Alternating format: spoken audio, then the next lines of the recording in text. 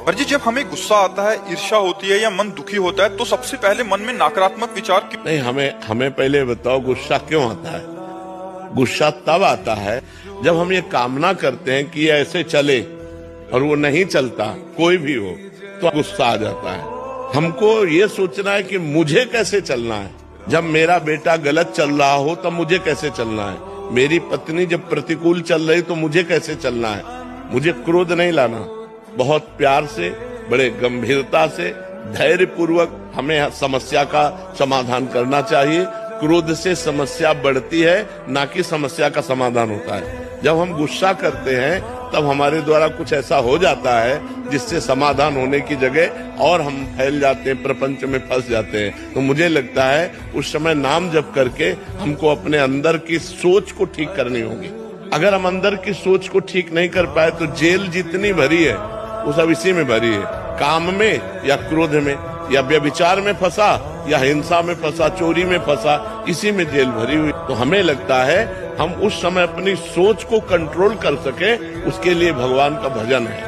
भगवान के भजन में बहुत बड़ी सामर्थ्य है और सामने वाले का परिवर्तन क्रोध से नहीं होता, हमारी नम्रता और विनम्रता और सहनशीलता से होता है। एक बार श्री स्वामी एकनाथ जी महाराज महाराष्ट्र के गंगा स्नान करने गए, तो स्नान करके लौट रहे थे तो ऊपर विधर्मी का महल था, गली के ऊपर। उसने थूक दिया, देखा महात्मा का नहा के जा, तो ऊपर थूक दिया, ऊपर गिरा।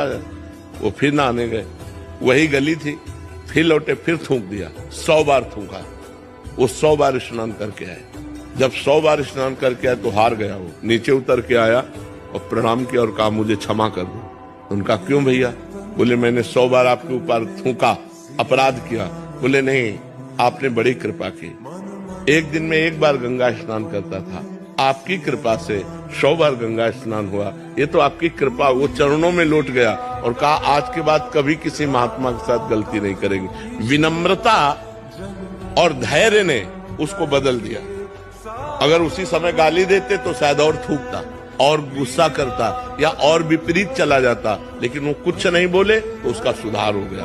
विनम्रता और धैर्य से यदि हम अपनी सोच को कंट्रोल में रखें तो हम किसी का भी सुधार कर सकते हैं। गुस्सा से सुधार नहीं होता, गुस्सा से और हानि हो जाती है। जैसे छोटे छोटे बालकों को आप बार बार प्रताड़ित करते रहें तो उनके अंदर आपके प्रति जो अश्रद्धा पैदा होगी, जब वो जवान होंगे तब वो आपका अनादर करेंगे कि ये बहुत दुष्ट हमारे साथ ऐसा ऐसा करता रहा। तो हमें लगता है बच्चों को प्यार से समझाने की कोशिश करें, दुलार से समझाने की कोशिश करें। ज्यादा क्रोध का प्रयोग ठीक नहीं है।